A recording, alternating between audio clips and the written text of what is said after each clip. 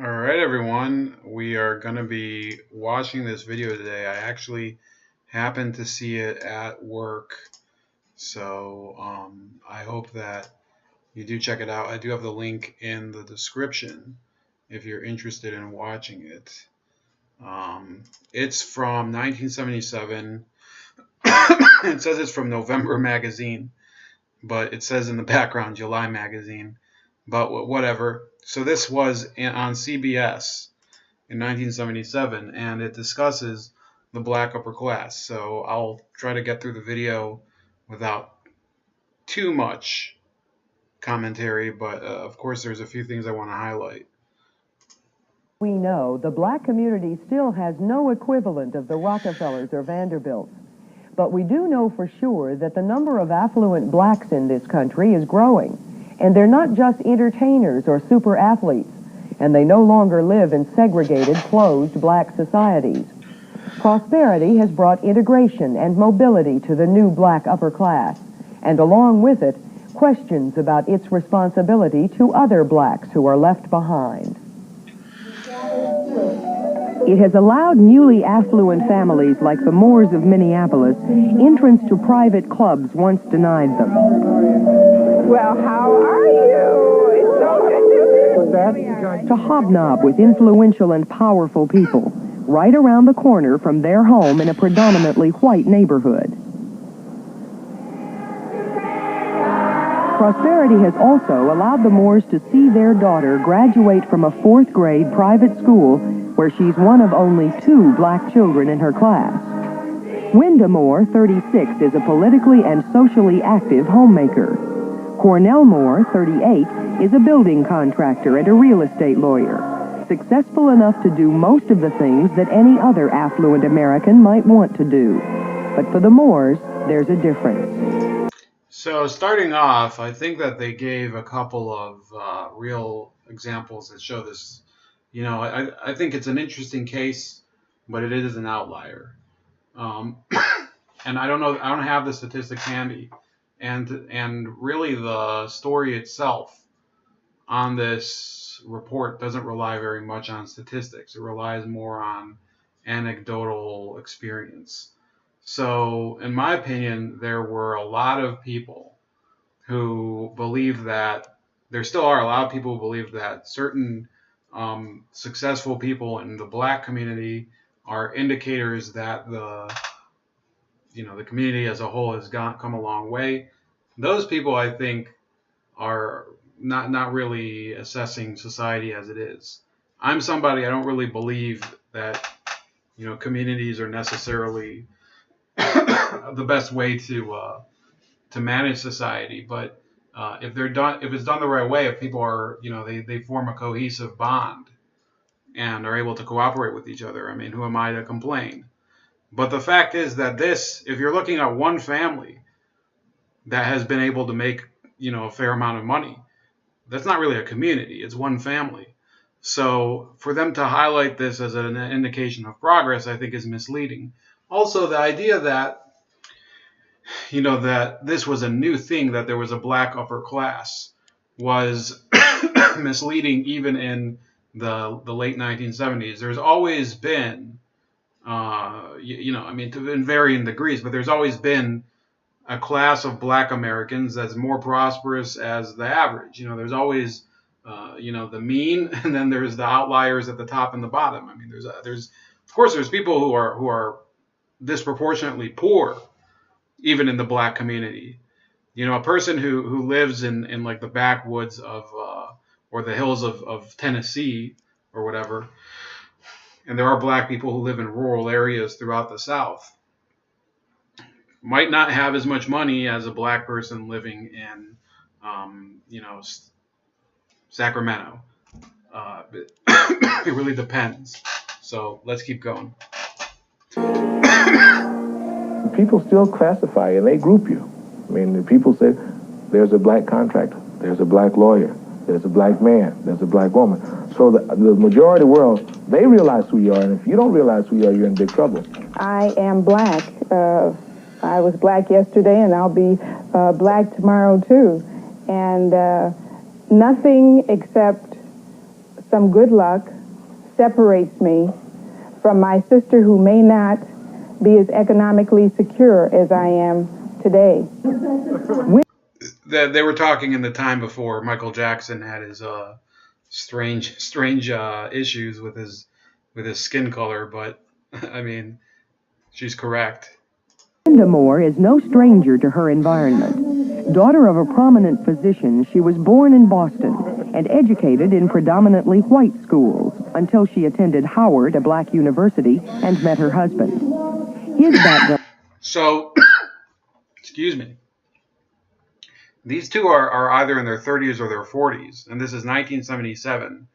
So if you do just basic math, she had been going to predominantly white prep schools for her entire life. And then she went to Howard University, which is a private black university, historically black college or university. So this is already evidence that prior to desegregation, for people in parts of the country in the black upper class, which existed back then, just as there is one now, the racial laws were a bit different. Because money does give you access to certain things that people who don't have it can't get to. Background is quite different. Son of a laborer in rural Georgia, Mr. Moore attended all black schools.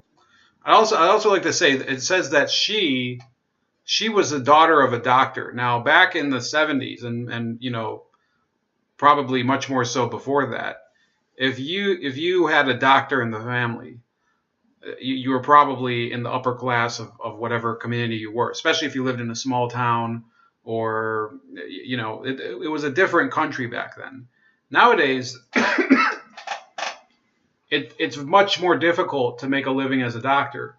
I know people who struggled for 12 years to get through their medical education. It's honestly become almost I mean, you basically get married to your job and get very little for it. And but at that time, if you were if you had a doctor in the family, it kind of meant that you were at the upper crust of society. They were the first of all, there weren't that many doctors in the U.S. There weren't that many people and we weren't accepting as many people from overseas as doctors. That, you know, the immigrant doctor population wasn't as big, so you know, it was a much more enabling position. Nowadays, it's being a doctor is almost like it's not even worth the trouble of going through that whole grueling educational track. And worked his way through college by picking cotton and pumping gas. Were you dreaming, as some people think you might have been, of living white? No, because I think, well, you know, from where I come from, that was an impossible dream. So why waste your time dreaming? You're trying to live the almighty dream of being almighty black. How many bricks? Being almighty black so far has meant being boss of his own contracting firm. I'm here by noon. It's also meant having as an investment partner the son of the first black millionaire in Minneapolis, Archie Givens, and pro football player turned businessman Carl Eller as a... Okay, what you're seeing here is a crucial thing for people to understand. Doesn't matter what industry you're in, if you're able to network, sometimes nothing else matters. And this guy, Cornel Leverett, he was able to gain access to. I mean, there were three factors that I see here. It's not to degrade, to detract from his accomplishment, because I'm sure he did work hard. So there are three things that he's been able to do. He's able to dress professionally. He got married to somebody who does come from money.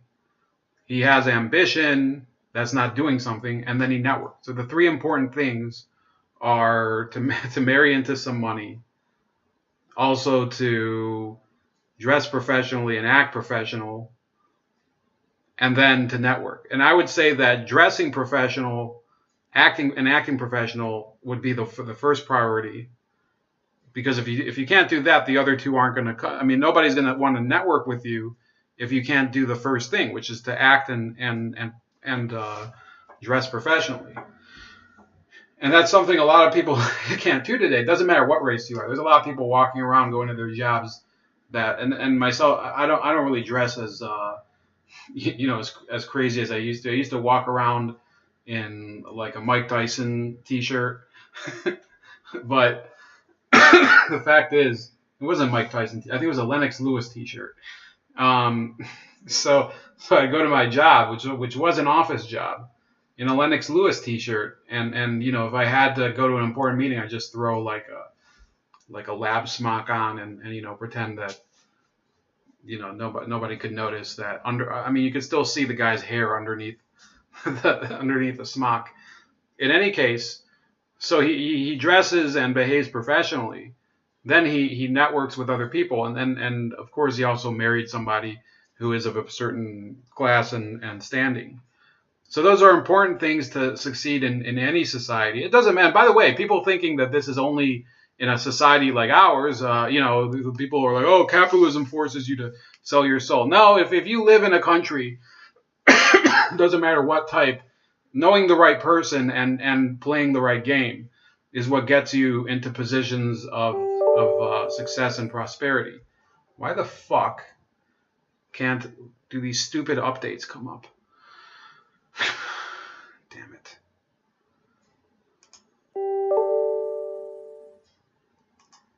Is there a way I can fucking get rid of these stupid notifications, man? This is like so... Let me see here. Settings. I can't believe I'm doing this on the air, but it's like enough times already. Okay. Off.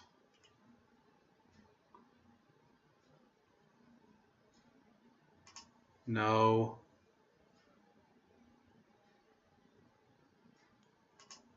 Yeah, that's the one I don't want. Yeah, hopefully this doesn't happen again. So, sorry guys. Today on the fucked up IT situation. Anyway, let's keep going.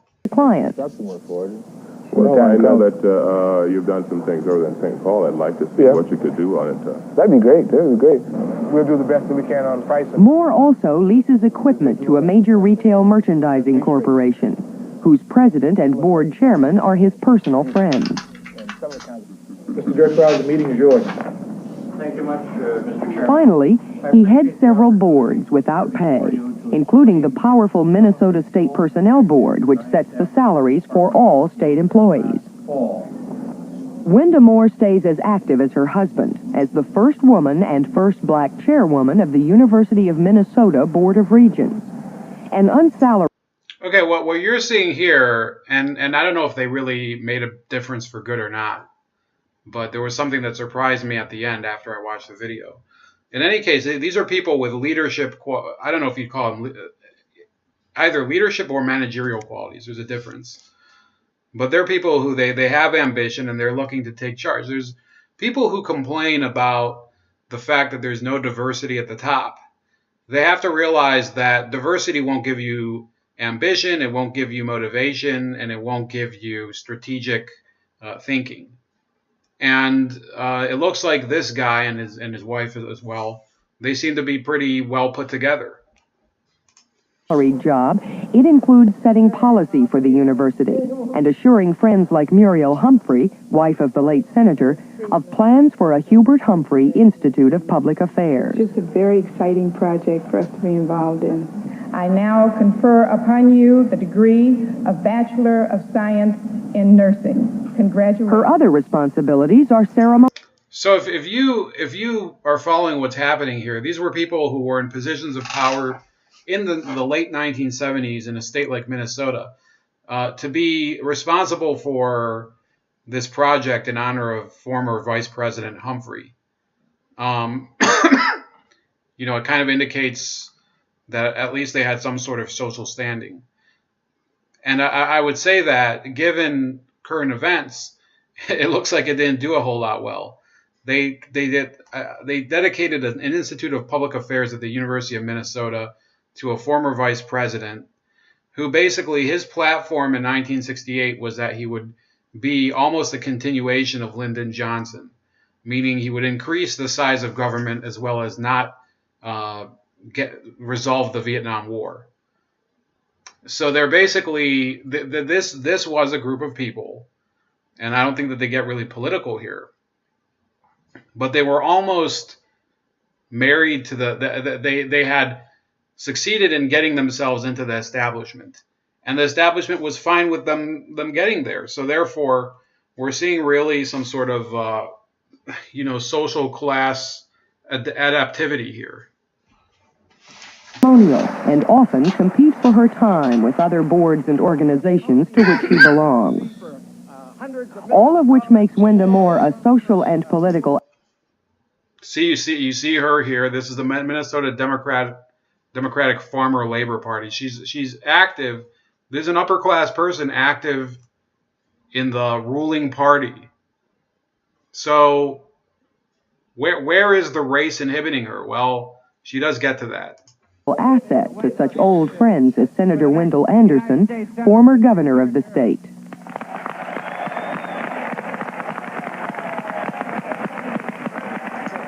How do you think prosperous blacks are perceived by this society?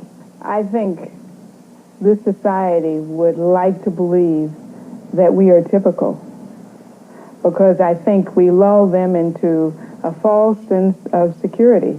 We are not typical. We realize that. There are people who would think that as a black, fairly well-to-do family, that you would feel isolated and separated from your own people and from the people that you live among because of your economic conditions. Do you feel separated? Do you feel isolated? So this is a reporter prompting her with questions about race and class. And I'm not really surprised about the way she answers. Isolated? I feel no sense of isolation. I think there are many social commentators who would like us as black people to feel that there are these artificial barriers that would separate us. But I certainly never feel them. Her feelings are shared by friends of the Moores and by the head of the local urban league, Gleason Glover. This is a point that I think too many people make an issue out of that I don't think is a valid issue. The impression is that if you no longer live in the ghetto or the designated area of black to live, that people there feel that you don't relate. If you can see and breathe and feel and touch, if you can look at the 6 o'clock news, you can walk down the street on the other side of town. Tom Tipton owns an advertising agency. On the corner of a pool shop and look and see the people walking and hungry. And you see the hostility in their eyes because they just don't have it. You cannot remove yourself, even here in Minneapolis. The other day, I went out on one of my construction jobs, and I had the kids with me. I had my sister, who's grown, my daughter, and my son. We walked up on the job at the bed and said, "What are you doing here?" It was on an off day, of course. It's like a Sunday. And I said, "I'm looking around." I thought he knew me. It was a police station we were building. And I said, he said, "You work for that company?" I said, "I own it." He said, "Oh, you're the one." He said, "You all right? Are you all right? You can come on." But no, the man took me back to reality. And I said, "I'm sorry, sir. Yes, I'm Cornell Moore." So yeah, this is an indication. Now, I think he does make like a good point that the cop, when he visited that construction site with his kids, didn't think he belonged there. I think that's, if that story is accurate, that's a good point. But on the other hand, he should be happy the fucking cops are guarding his construction site so some asshole doesn't steal his copper wire.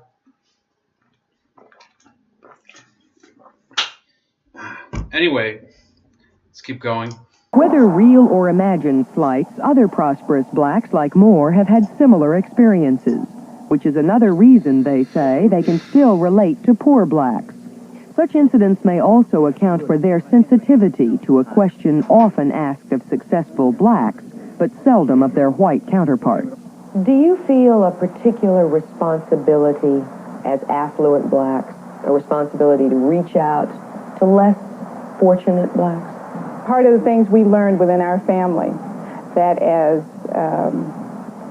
people who had been fortunate, we did have an obligation to make the most of what we had, and if the possibility ever presented itself, certainly to help someone else. Do you think it's fair, though, to lay that on black families? I don't think you have any choice. I think that we as a people must help each other. And again, I say in whatever way you can. I mean, if you can preach or teach, whatever it takes to do it. Moore admits, though, that his way may not seem very different from that of affluent whites. He serves on boards like the Minneapolis Housing Authority that have programs for low-income families. He also solicits for the United Negro College Fund from banks and corporations. And he's active with his college alumni and the Urban League. I don't think we have been the types that have gone out to the community houses saying we want to tutor kids every night. You just can't do everything, and you can't be all things to all people. I mean, I can't go over here and get the kids out of the ditch and dig the ditch also. And our primary obligation, and I continue to remind Cornell of this from time to time, are the two black children who are growing up in this home. We have an obligation and a responsibility to them to instill in them the confidence that will enable them to go out and hopefully, in a successful manner, cope with what is out there with the necessary tools to achieve to their highest expectations.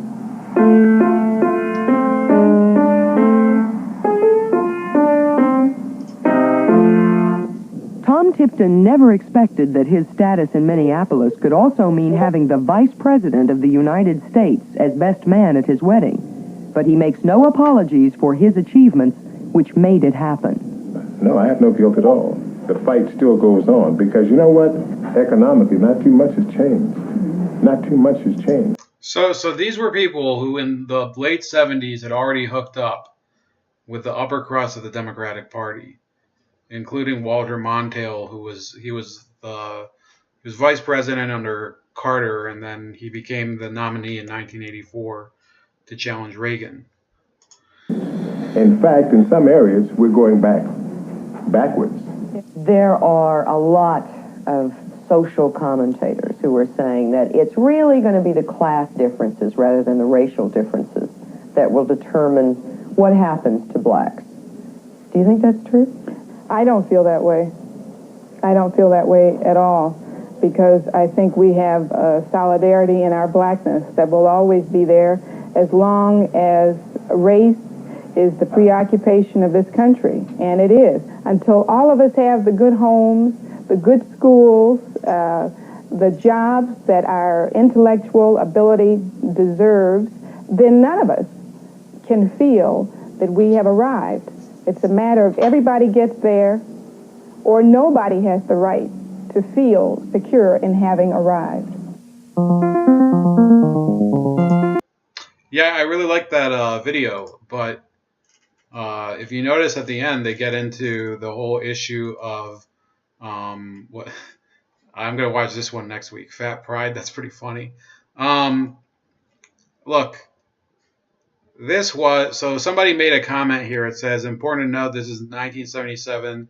This married couple, if they are living are in their upper 70s, if not 80 years old.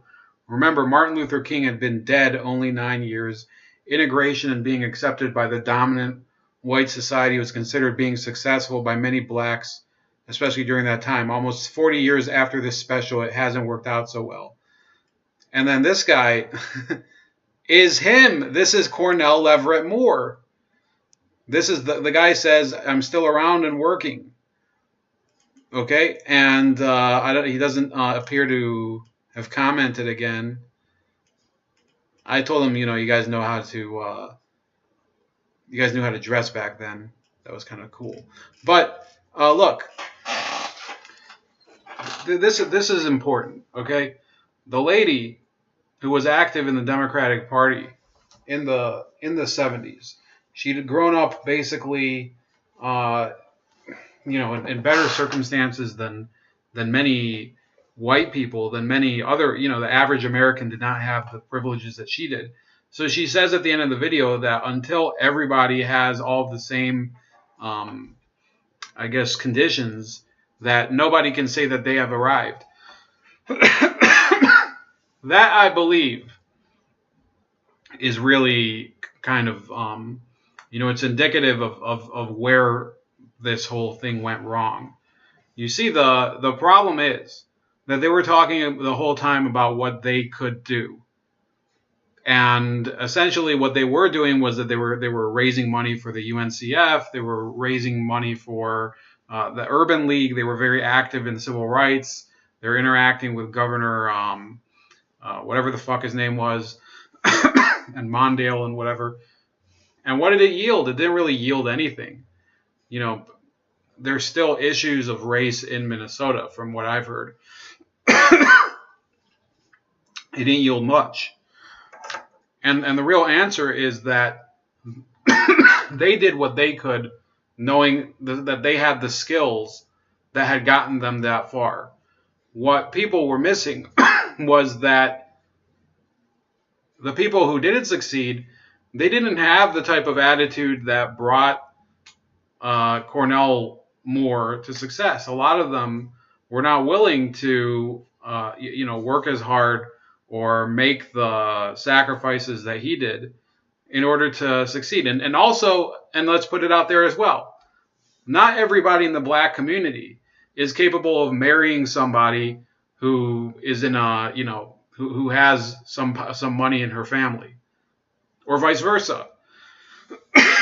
So we're really talking about an issue of class that she's not willing to acknowledge.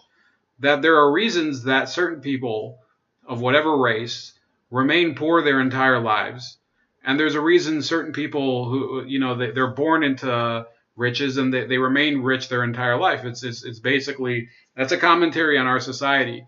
And the real, but you see here, there's one person who was able to move out of the working class into the business class, into the community's elite. The elite, not just of the black community, but of the entire Minnesota political establishment and educational establishment. You saw that they were on the boards of all those corporations and the university.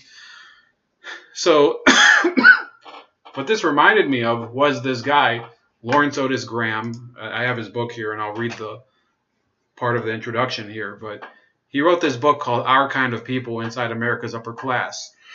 I think it came out in 1999, and it was pretty controversial at the time because activists were saying, well, if you're going to try to say that we have an upper class, then you're basically, spitting on the poorer black people who haven't succeeded yet. So here's some of what he had to say.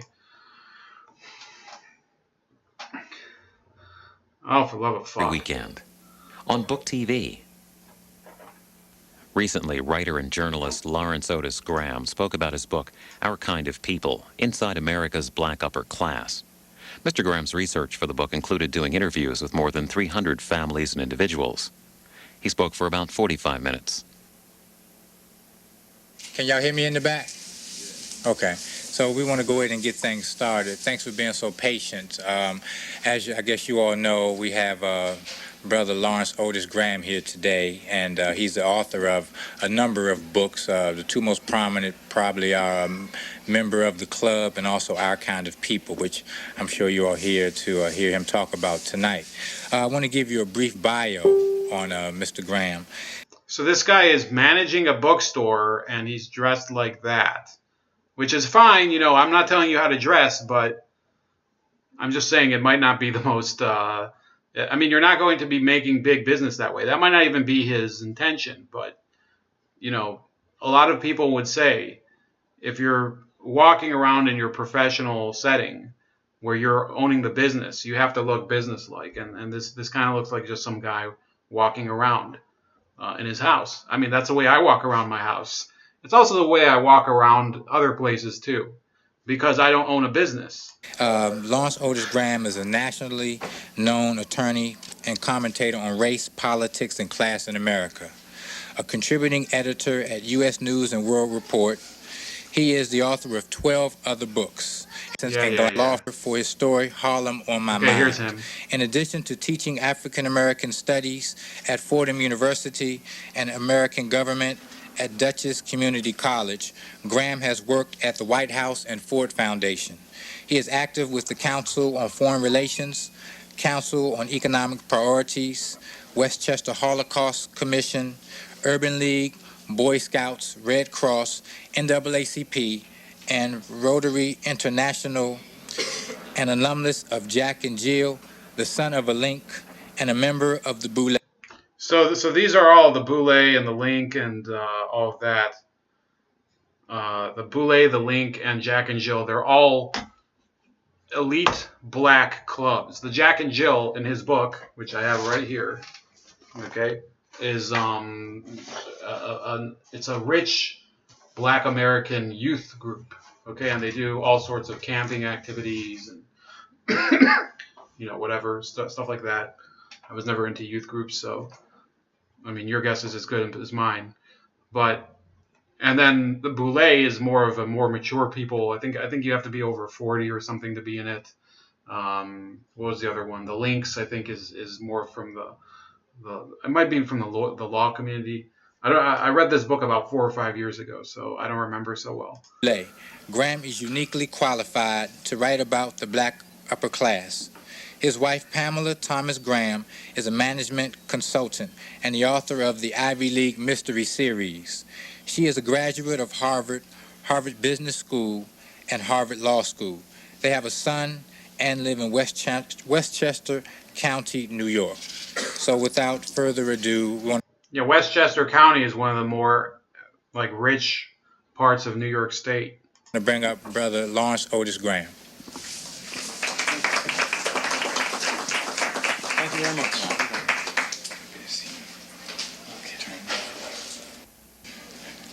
So we're on? We're on, okay. Okay. Wow.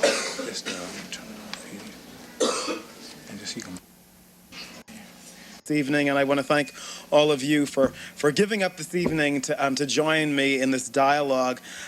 As Simba said, I'm going to be talking about my book. Yeah, his voice is it's not the most masculine voice. I have to, sometimes I wonder, man, but let's keep going. Our kind of people inside America's black upper class.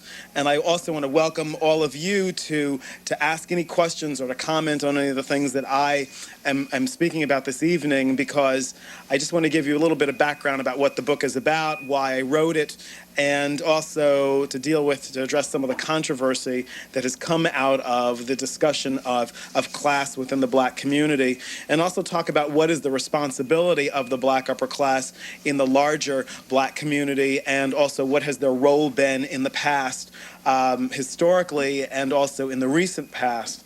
As you heard, just a little bit of background, I grew up in Westchester County in New York, and right now my wife and I live in the great town of Chappaqua, which is suddenly on the map now that the Clintons have moved to our town.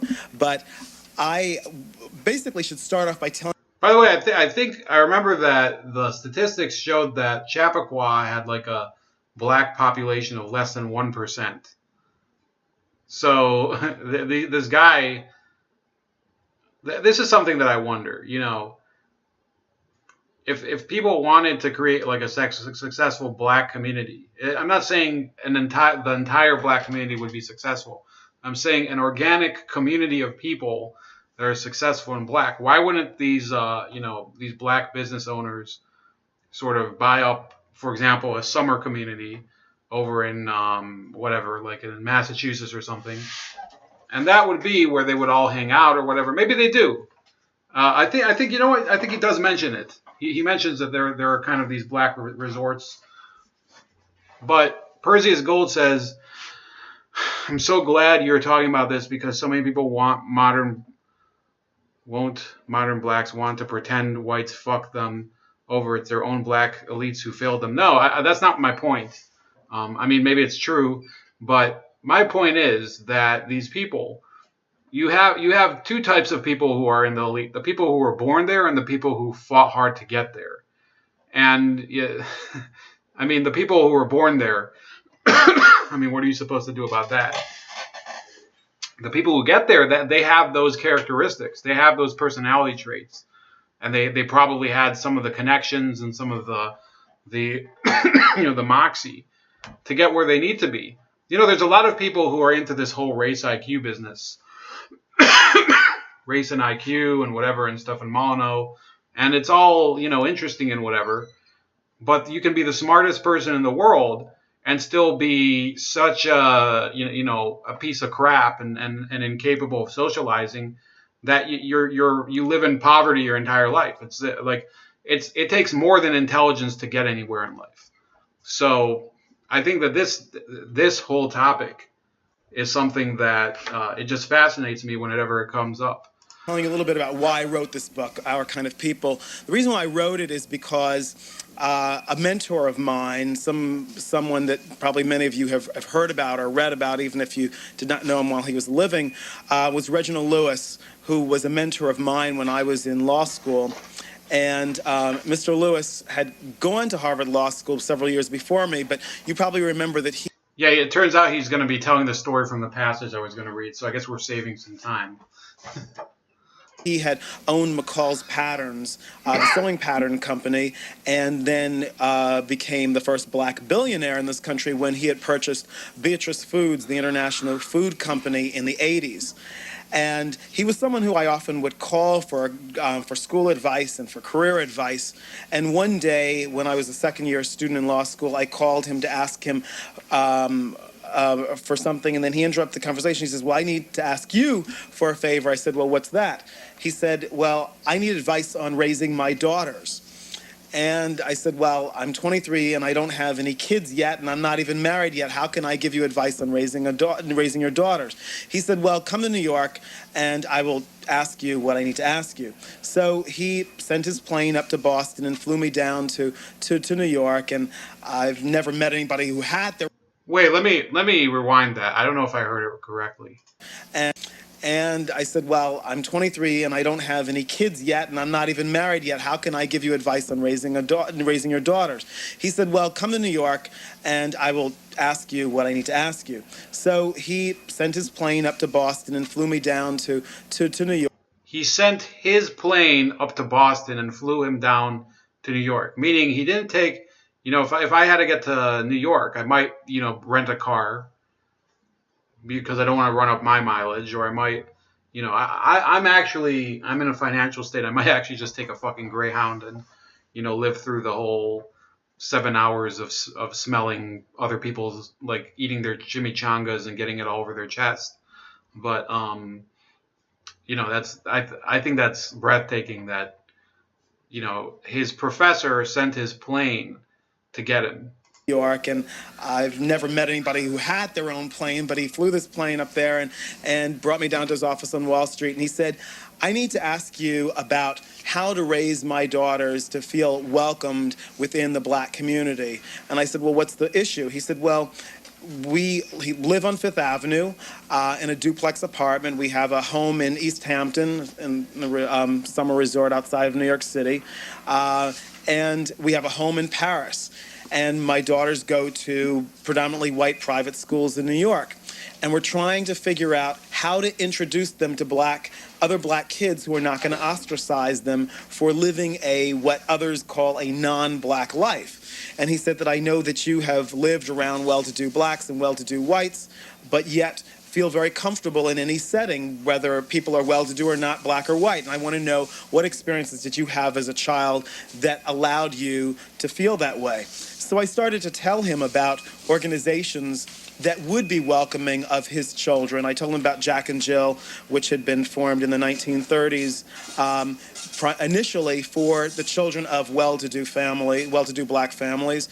I told him about Oak Bluffs, Martha's Vineyard, a summer resort where blacks have been going since the turn of the century.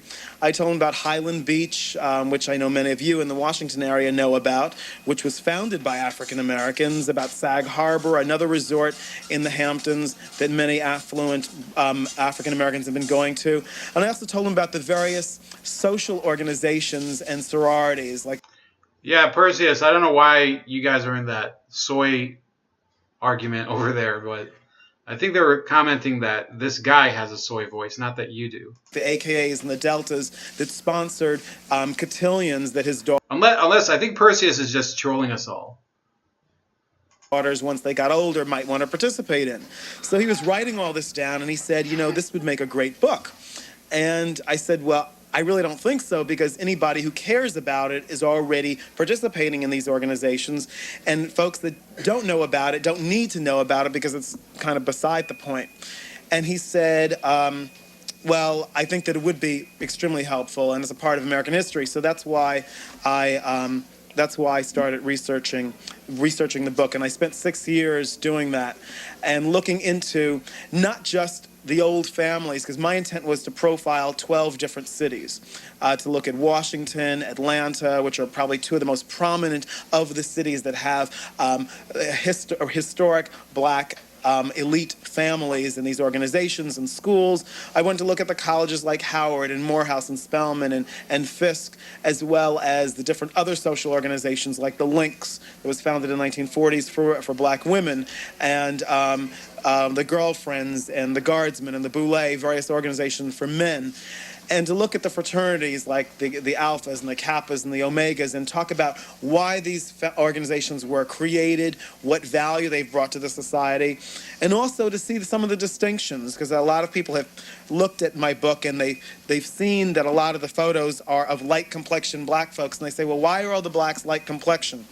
And historically, the black upper class has been light complexion because the group started from slavery, when the slave owners divided us on the plantations into the, excuse my French, the field niggers and the house niggers, and that was the term that was used, where they had the dark-skinned slaves working in the worst labor, and then the light-skinned slaves working in the quote-unquote prestige slave jobs as the mammies, the cooks, the butlers, the servants.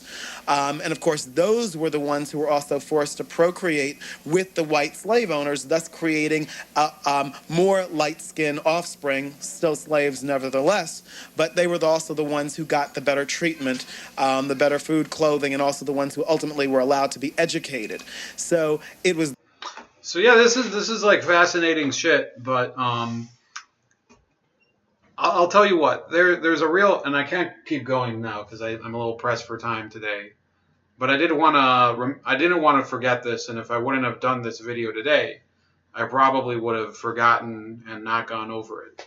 But I think that everything that he's talking about dovetails with what was in that video from 1977. Okay? It's important to network. It's important to look professional, to act professional, if you want to get into that lifestyle. So for some people, it's not as important as for others. I'll tell you what, I don't really care about having, tickets to the orchestra or whatever. I could give a shit about that. I don't golf.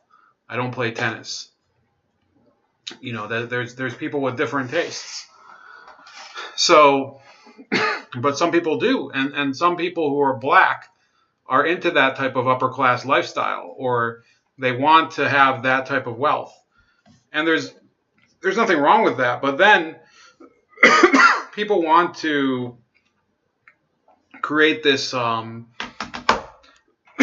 this impression that America is completely regimented according to some sort of racial hierarchy still. I think that, if you're really being honest with yourself, race doesn't matter nearly as much as wealth. If you're a wealthy person, it doesn't matter if you're Korean, it doesn't matter if you're Mexican or something. If you're a wealthy person, you're able to open doors that nobody else can. So, I think if people really want to make society better, they would encourage their kids. They would encourage, the people that they care about to behave in a certain way that they'll, first of all, to dress professionally, act professionally, be ambitious, make those connections.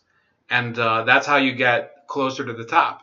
You can't do it in one day. The people who believe that are typically, either super ambitious, which is good. There are people who become overnight successes, but they're one in a billion or something. They're very rare.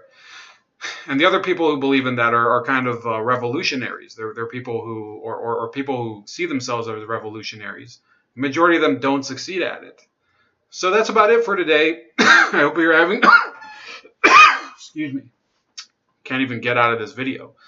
I hope you're going to have a great weekend, and we'll talk probably later. I don't know if it's going to be tomorrow night or Sunday night, but enjoy your time off if you're not working. If you're working on the weekend, you need to take some advice from the guy at the beginning of this video.